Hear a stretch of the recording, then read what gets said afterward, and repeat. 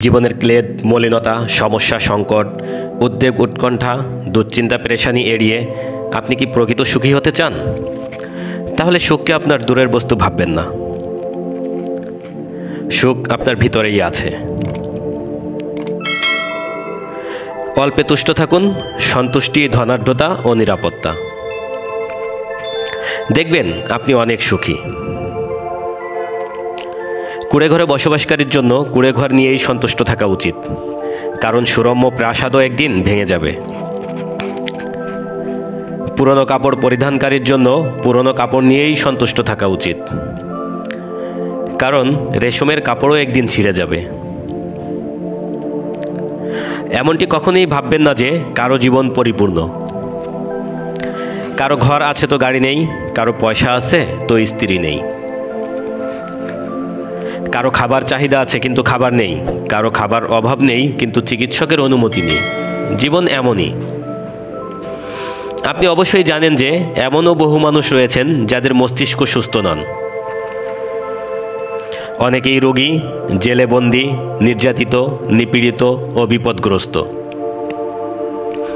নিজের চেহারা সুরত, যোগ্যতা, দক্ষতা ও পরিবার পরিজন নিয়ে সন্তুষ্ট থাকুন। সুখ, শান্তি ও সৌভাগ্য লাভ হবে। মানুষের সঙ্গে ভালো আচরণ করুন, তাদের কল্যাণ সাধন করুন, রোগীর শুশ্রূষা করুন, দরিদ্রকে দান করুন, এতিমকে দয়া ও স্নেহ করুন, এতে আপনি আনন্দ পাবেন। সৌভাগ্যের সবচেয়ে বড় মাধ্যম সমূহের একটি হচ্ছে পিতামাতার দোয়া। তাদের দোয়া আপনার জন্য যে কোনো মন্দের বিরুদ্ধে ঢাল হয়ে থাকবে। জীবনে সজীবতা, প্রফুল্লতা ও কর্মচাঞ্চল্য আনার জন্য মাঝে মাঝে সফর করুন। বাইরের জগৎটাও একটু দেখুন। সফর সবসময়ই উপভোগ্য হয়ে থাকে। তুচ্ছ ও সাধারণ বিষয় যেন আপনাকে কাবু করে ফেলতে না পারে।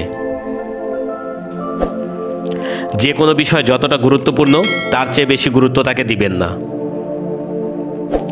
দুর্যোগ, দুর্বিপাকে ভয় ও বাড়াবাড়ির শিকার হবেন না।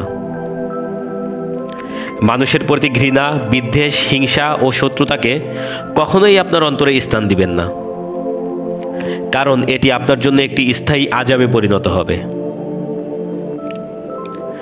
পেরেশানির কারণে ঘাবড়ে যাবেন না। পেরেশানির ফলে অন্তর দৃঢ় হয়,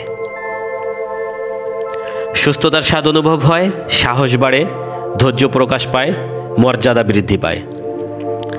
স্বামী স্ত্রীর কোনো একজন রাগান্বিত হলে অপরজন চুপ থাকবেন।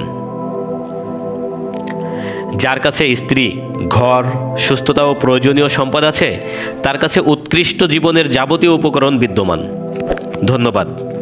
যারা এখনও আমার চ্যানেলটিকে সাবস্ক্রাইব করেননি, চ্যানেলটিকে সাবস্ক্রাইব করবেন এবং পাশে থাকবেন।